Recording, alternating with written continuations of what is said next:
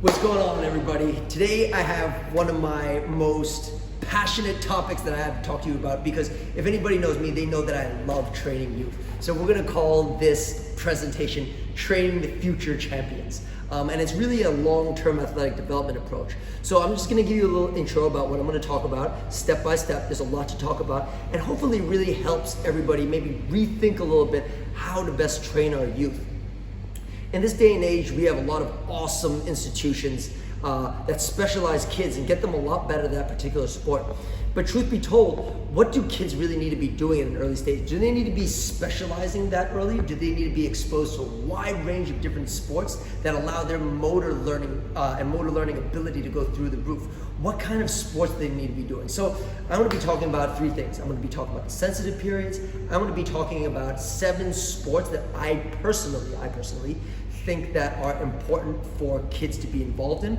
Then at the end, I'm going to be talking about a long-term athletic development spectrum of practice to competition ratio. So this excites me. Hope it excites you. Let's get it going.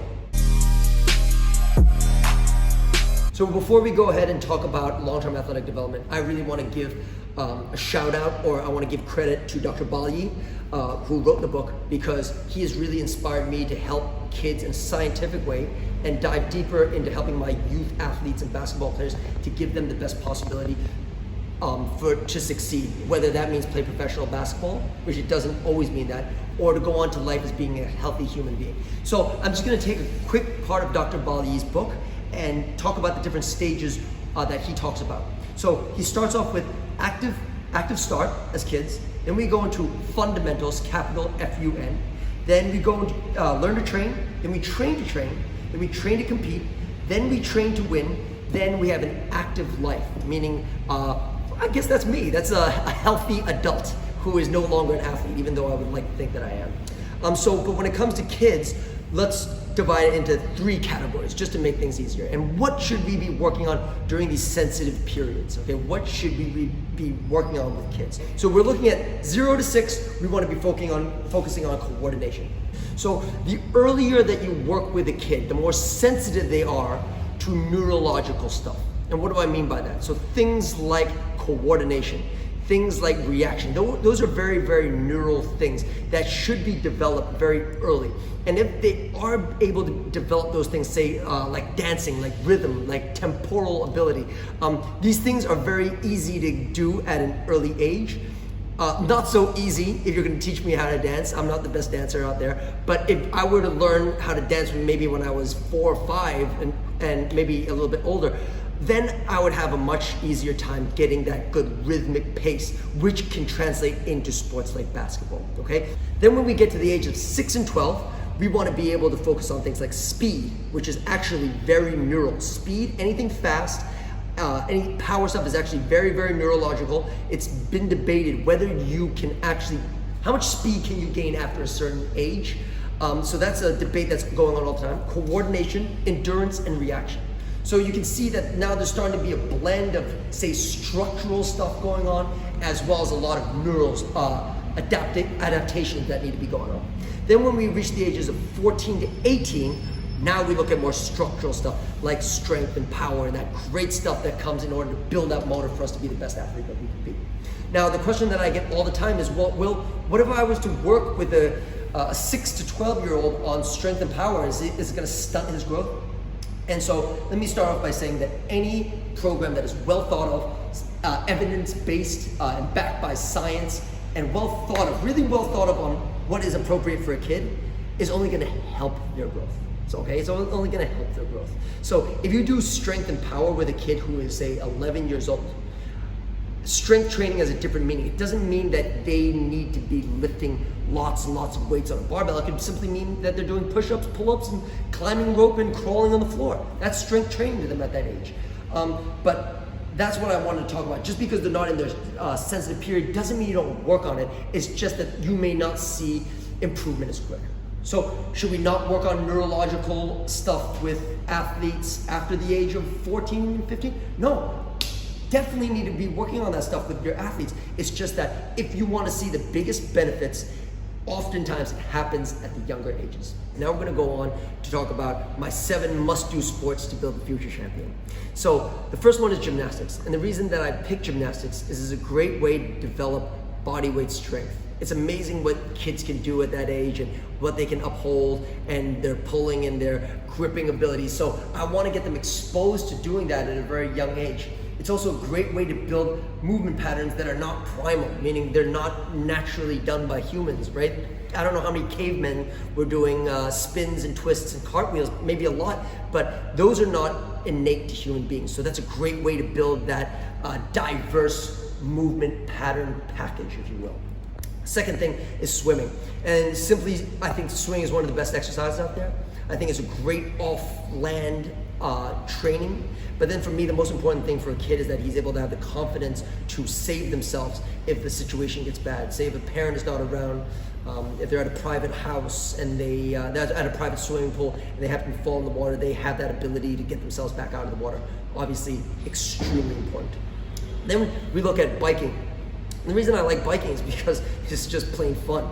And we're able to go faster than we can with running, and we're able to go at high speeds, but also balance component when talking about biking. It's something that we really, it stays with us for the rest of our lives, and we're able to remember that movement pattern for a very long time. So biking is very important. Number 4 is martial arts. Simply this, confidence. I want kids to have a lot of confidence in being able to defend themselves when they have to defend themselves. Also, same as gymnastics, there's a lot of contortion, there's a lot of balance required. But for me, 2 reasons: confidence. Then the next one is being able to take contact. I think kids need to be uncomfortable in certain times.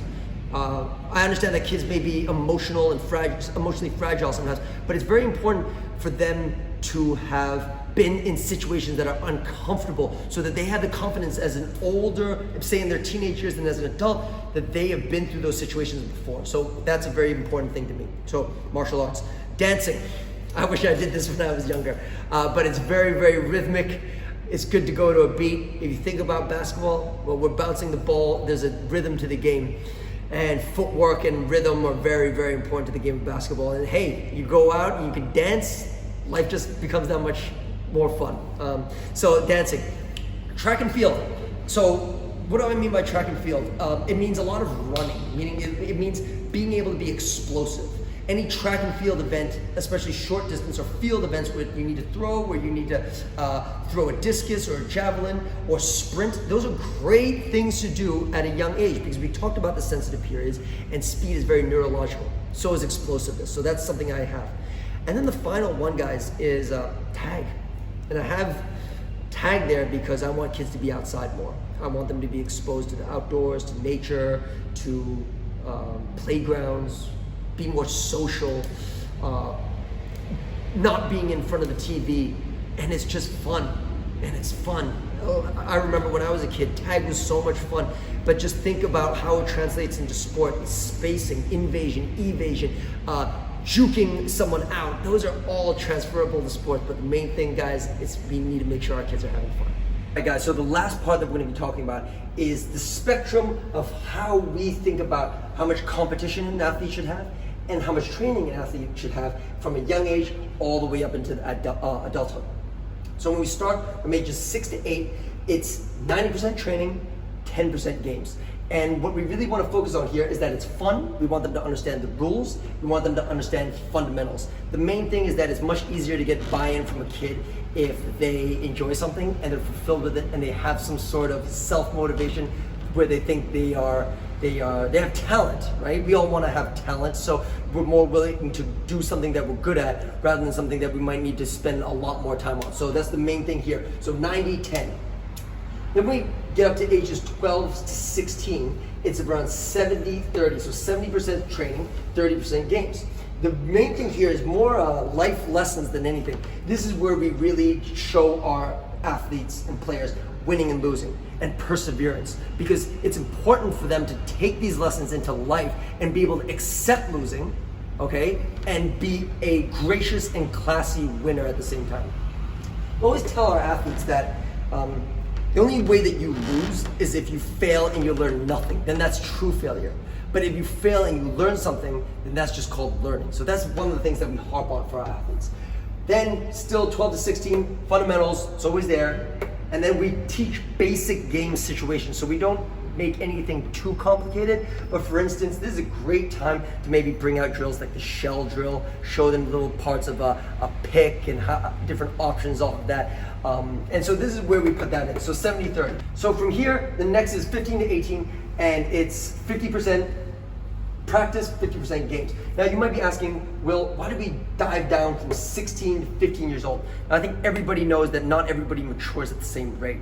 A 13-year-old girl could be equivalent to a 16, 17-year-old boy when it comes to maturity. So we have to keep that in mind, that not everybody develops at the same rate. But what we're doing here is we are getting you to learn a lot through experience, a lot through technical and physical work.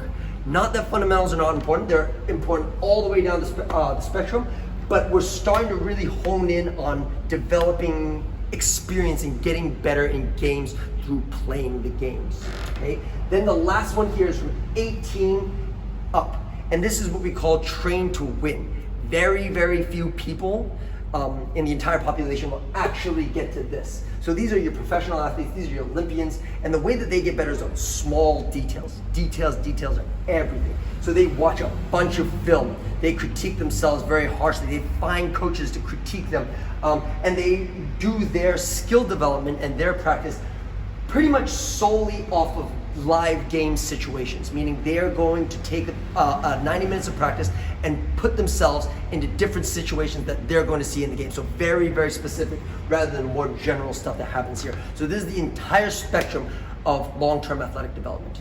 So I really appreciate you guys watching. As I'm sure you can tell, this is a topic that I'm very, very passionate about. I can speak for hours on it. The reason is because I may not have had the best opportunities in sports when I was younger. So I really want to be able to give all the athletes that we work with all the opportunities that I never had, but using sports to teach great life lessons so that they can use it not only on the court, but off the court to make the world a better place.